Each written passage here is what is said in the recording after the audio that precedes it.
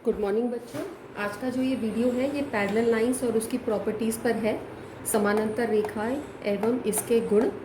ये topic geometry के लिए बहुत ही बेसिक फाउंडेशन कोर्स है। क्लास 7 से लेकर क्लास 10 तक जब तक भी आप मैथ्स कर रहे हैं ज्योमेट्री में आपको इसकी नॉलेज की बहुत ज़रूरत पड़ती है। तो पिछले वीडियो में हमने आपको बताया था कि वर्टिकली अपोजिट एंगल्स कैसे फॉर्म्ड होते हैं जब दो लाइंस इंटरसेक्ट करती हैं, ऊर्ध्वाधर सम्मुख कोण। अब आप देखिए यहाँ पर हमने देखा है दो लाइंस हैं, उनको एक लाइन कट कर रही है। जब दो लाइंस इंटरसेक्ट होती हैं तब वर्टिकली अपोजिट एंगल्स बनते हैं। जब कोई एक लाइन दो या दो से ज़्यादा लाइनों को कट करती है उसको हम कहते हैं ट्रांसवर्सल या तिर्यक रेखा। जैसे आप ये देख सकते हो, यहाँ पे एक लाइन है P, एक लाइन है Q। यहाँ पर ये दोनों लाइंस हमने पैरेलल बनाई है, एक दूसरे के समानांतर बनाई है। और ये जो L है ये इसकी ट्रांसवर्सल है या तिर्यक रेखा है।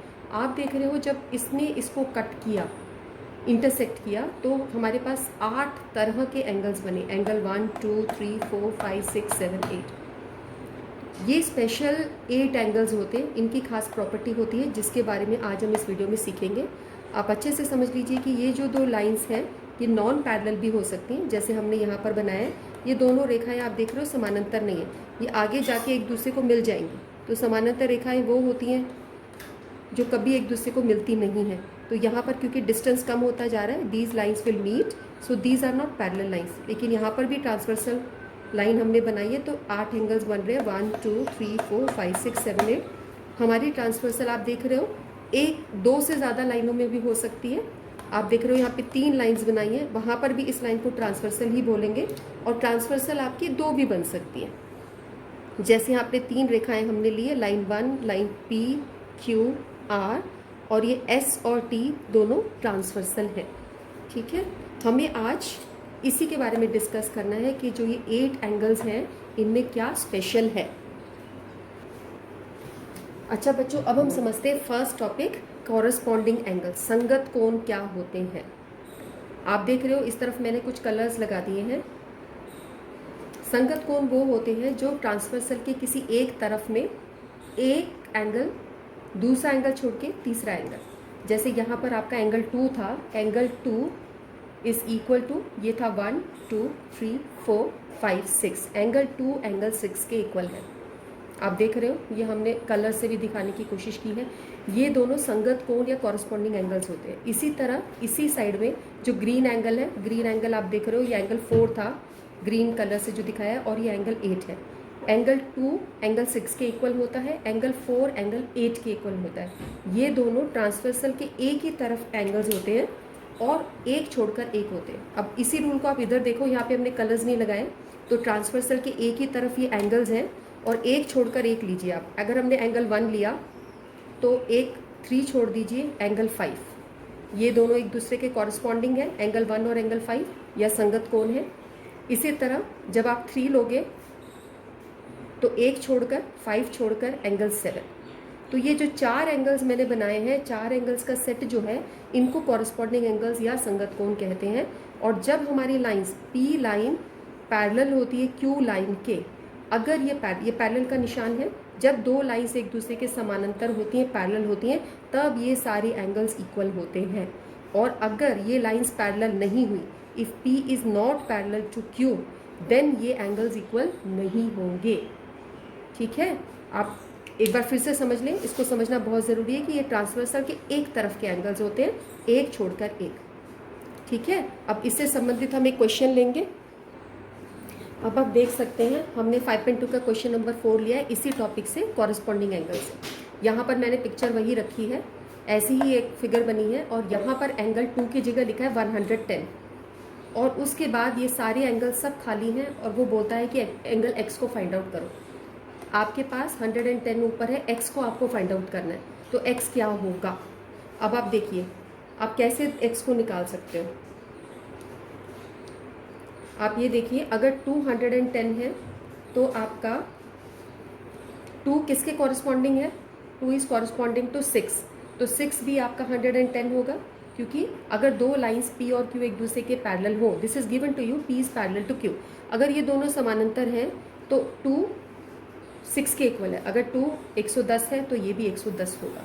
ठीक है, अच्छा, अब आप देख सकते हैं 6 और 5 दोनों आपस में क्या है। 6 और 5 आप देख रहे हो, पिछली वीडियो में हमने आपको लीनियर पेयर बताया था, तो आप ये देख रहे हो कि लीनियर पेयर के जैसे डेफिनेशन बन रही है, लीनियर पेयर जैसा फिगर है ये। तो इन दोनों का एडिशन कितना होना चाहिए, 180 डिग्री। तो 180 के लिए क्या करेंगे, x कितना होना चाहिए, 60।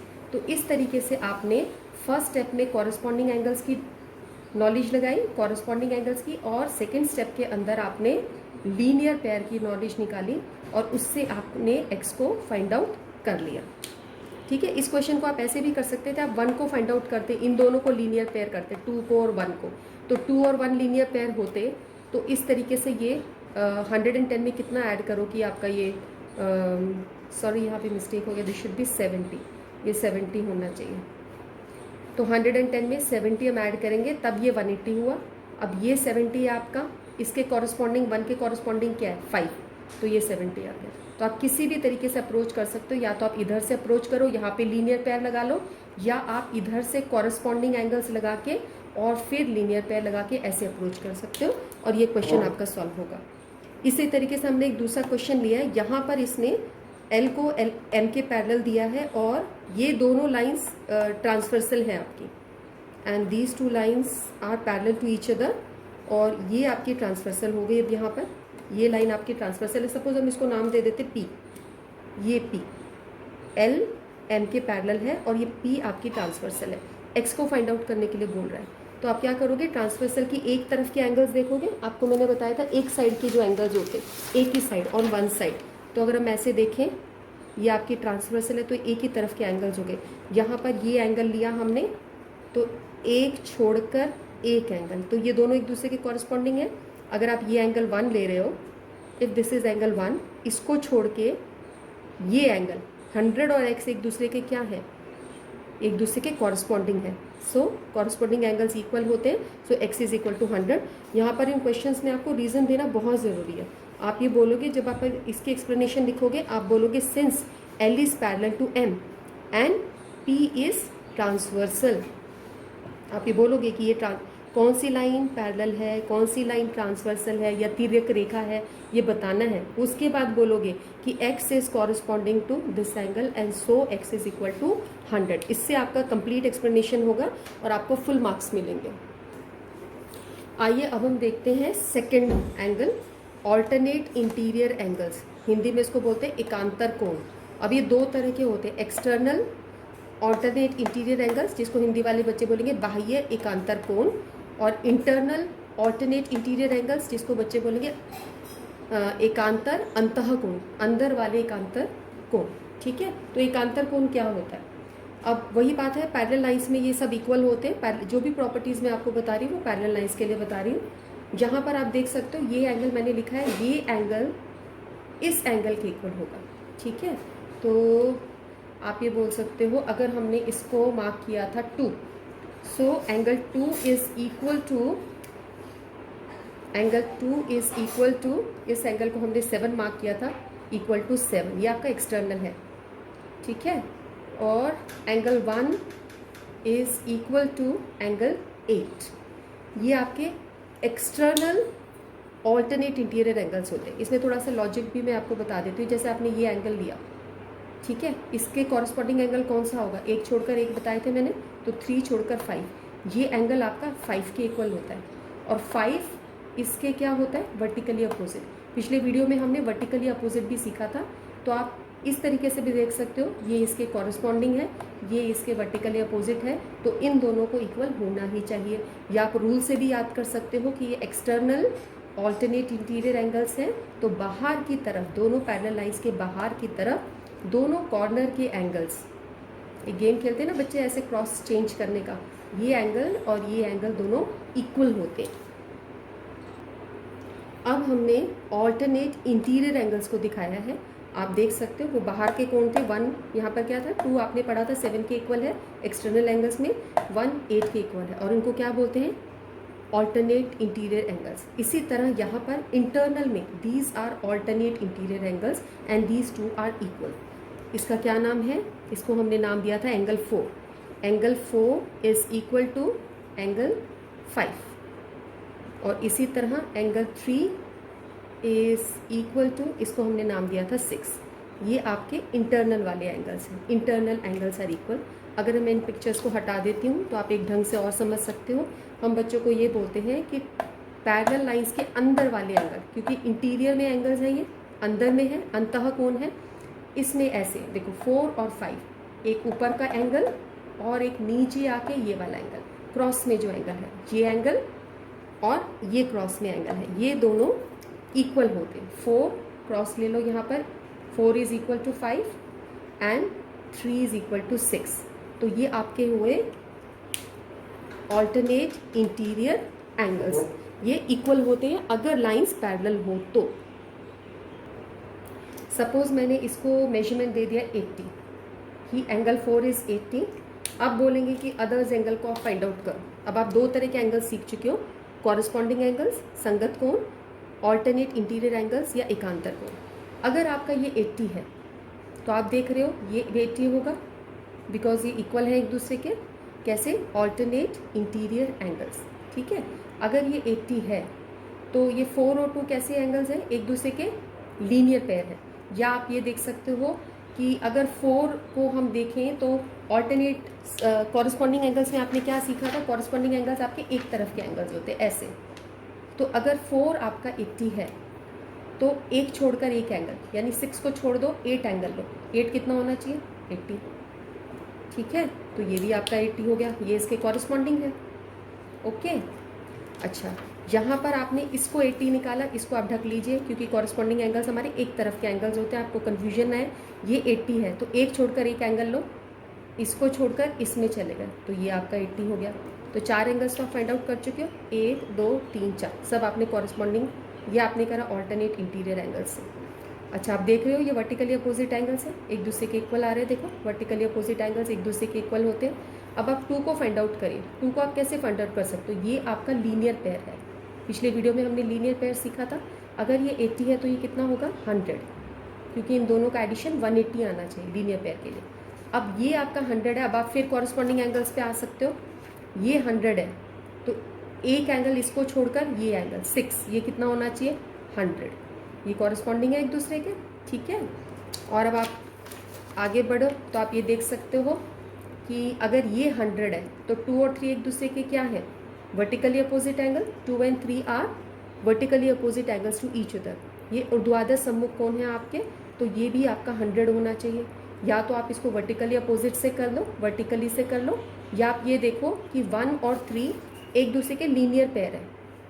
1 और 3 एक दूसरे के लीनियर पेयर है। ये आपकी लाइन आती है, ये बीच में कॉमन आर्म जा रही है, तो एक दूसरे के लीनियर पेयर है। तो उस तरीके से भी इन दोनों का एडिशन 180 होना चाहिए, 100, जैसे भी आपके माइंड में स्ट्राइक करे, वर्टिकली अपोजिट एंगल या लीनियर पेयर। अब ये निकल गया, आपको 7 और रह गया निकालने के लिए। तो अगर ये 100 है, आप ट्रांसवर्सल उसमें देखिए कॉरस्पॉन्डिंग एंगल्स में एक छोड़कर एक एंगल, 5 को छोड़ दीजिए, 7 कितना होना चाहिए? 100। तो आपने देखा सिर्फ एक एंगल हमको पता था, उसी से हमने सारे एंगल्स निकाल दिए। और हमने नॉलेज किस किस तरह की यूज़ की? हमने यूज़ की number 1 alternate interior angles, alternate angles की यूज़ करी। नंबर 2 कॉरस्पॉन्डिंग एंगल्स की यूज़ करी। नंबर 3 हमने यूज़ करी लीनियर पेयर की नॉलेज, लीनियर पेयर। और हमने यूज़ करी वर्टिकली अपोजिट एंगल्स, ठीक है। हिंदी वाले बच्चों के लिए हमने एक तो यूज़ किया एकांतर कोण को, संगत कोण को, लीनियर पेयर को यानी कि रैखिक युग्म को यूज़ किया, और वर्टिकली अपोजिट एंगल ऊर्ध्वाधर सम्मुख कोण। इस प्रकार से ऊर्ध्वाधर कोणों को हमने यूज़ करके इनको, इस क्वेश्चंस को, ये 4 नॉलेज बेटे आपके हर जगह ज्योमेट्री में जहाँ भी लाइंस एंड एंगल से डीलिंग होगी, इन क्वेश्चन से आपको इनको इसी तरीके से सॉल्व किया जाएगा। अब हम इसकी थर्ड प्रॉपर्टी पर आ गए हैं। 2 प्रॉपर्टी हम कर चुके, corresponding angles, alternate interior angles, एकांतर कोण, संगत कोण। अब तीसरी चीज़, sum of interior angles on the same side of transversal. ये आपकी ट्रांसवर्सल है, ये आपके एंगल्स है 1 2 3 4 5 6 7 8, सेम साइड ऑफ ट्रांसवर्सल के इंटीरियर एंगल्स। तो इंटीरियर एंगल्स कौन से हैं आपके? 3 4 5 6। तो ये प्रॉपर्टी सिर्फ इंटीरियर एंगल्स के लिए, 3 4 5 6 के। इसने बोला है sum of interior angles on same side. अब अगर हम ट्रांसवर्सल ले रहे हैं उसके सेम साइड में कौन से हैं? जैसे कॉरस्पॉन्डिंग में किया था हमने, ये ट्रांसवर्सल के सेम साइड वाले एंगल्स हैं, यानी 4 + 6 इनका सम should be linear pair. Sum of interior angles on the same sides should be equal to 180 degree if these lines are parallel. ठीक है, इसी तरीके से 3 और 5 sum of interior angles on the same side should be equal to 180 degree if these two lines are parallel. अगर ये दोनों line एक दूसरे के पैरेलल हैं. तिर्यक रेखा के एक ही तरफ बने अंतःकोणों का युग्म 180 होता है. अगर ये लाइंस पैरेलल है, मैं पैरेलल लाइंस का टॉपिक लेके चल रही हूँ, तो should be 180 degree. Sum of interior angles on the same side of transversal should be 180 degree. इसी से एक और तरह का क्वेश्चन बनता है कि अगर आपको कोई भी दो लाइंस दे देते हैं और बोलते हैं कि प्रूव करो कि ये लाइन पैरेलल है कि नहीं, तो आपको क्या करना होगा, अंदर के दोनों एंगल्स आप प्रूव कर दो. इनका सम अगर 180 आता है तो ये लाइंस पैरेलल होगी. अगर इनका सम कम आया, 180 से लेस आया, तो ये पैरेलल नहीं होगी. 180 से मोर आया तो भी पैरेलल नहीं होगी. इसके अलावा अगर हम कॉरस्पॉन्डिंग एंगल्स इक्वल दिखा दें तो भी लाइंस पैरेलल होगी. अगर हम ऑल्टरनेट इंटीरियर एंगल्स इक्वल दिखा दें तो भी लाइंस पैरेलल होंगी. अब बच्चों, जो हमने अभी प्रॉपर्टी देखी है उस पर बेस्ड क्वेश्चन बनता है कि प्रूव करो कि ये लाइंस पैरेलल है. क्या एल एम के पैरेलल है? एल एम के पैरेलल है? एल एम के पैरेलल है? तो हम फर्स्ट केस देखते हैं. यहाँ पर दोनों इंटरनल एंगल्स को देखिए. Sum of interior angles on the same side, एक ही तरफ बने अंतःकोणों का युग्म कितना है. इन दोनों को ऐड करके देखो कितना आएगा. 126 और 44 को जब हम ऐड करते हैं तो कितना आता है? 170. तो क्या ये 180 के इक्वल है? नहीं. इसका मतलब L is not parallel to M. और आप रीजन दोगे because sum of interior angles on the same side is not equal to 180, जो थर्ड प्रॉपर्टी हमने अभी आपको बताई. यहाँ पर देखिए, क्या L M के पैरेलल है? तो देखिए आप क्या करोगे, यहाँ पर इंटीरियर एंगल्स ये बनेंगे आपके. ये अगर 75 है तो यहाँ पर ये इसके वर्टिकली अपोजिट है, ये 75 आ जाएगा. ऊर्ध्वाधर कोण है ये. इन दोनों को ऐड करोगे तो कितना आएगा? 75 प्लस 75 इज इक्वल टू 150. तो क्या ये 180 के इक्वल है? नहीं. It means L is not parallel to M. यहाँ पर भी हमारी थर्ड प्रॉपर्टी सेटिस्फाई नहीं हो रही. अब अगला देखो, इसके अंदर अगर आपको ये एंगल पता चल जाए, इन दोनों को ऐड करके दोगे, ये एंगल किसके इक्वल है? इसके वर्टिकली अपोजिट है. तो आप यहाँ लिख देंगे 57. इन दोनों को ऐड करके देखोगे कितना आ रहा है? 7 3 10 180 डिग्री. तो यहाँ पर आपकी प्रॉपर्टी सेटिस्फाई हो रही है. तो आप कहोगे L is parallel to M. L is parallel to M. तो दो तरह के क्वेश्चंस आपके पास आते हैं. एक तो वही जो अभी पीछे किया कि आपको लाइन दे देंगे, कोई भी एक एंगल दे दिया आपको, सपोज दिस इज 110, और सारे एंगल्स को फाइंड आउट करो, जो हम अभी पीछे कर चुके हैं. आप एक ही एंगल से इसके बाकी 7 कोण, बाकी 7 एंगल्स निकाल सकते हो. एक बार हम इसको फिर से क्विकली कर लेते हैं. ये इसके वर्टिकली अपोजिट है तो ये 110, ये इसके लीनियर पेयर में है, ये इसके साथ लीनियर पेयर होता है, तो इन दोनों का एडिशन 180 होगा. ये 70, ये इसके वर्टिकली अपोजिट है, ये 70, ये इसके कॉरस्पॉन्डिंग है 110, इसके ये 70 हो गया. अब सॉरी, ये इसके कॉरस्पॉन्डिंग ये हुआ, तो ये आपका 110 हुआ. अब ये इसके कॉरस्पॉन्डिंग हुआ 70.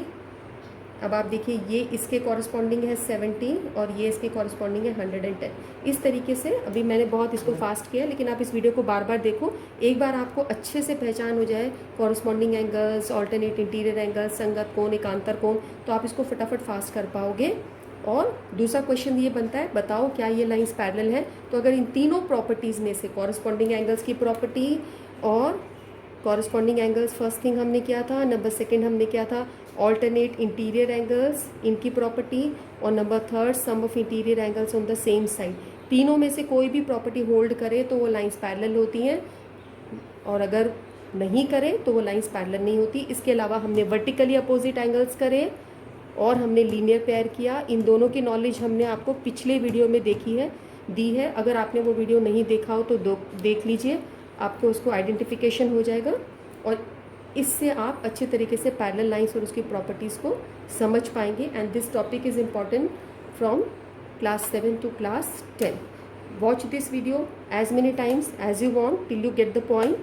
If you like this video, share it with others also. Please subscribe the channel so that you may get more videos about this, and please do like the video and put comments in the section if you want. Okay, thank you guys.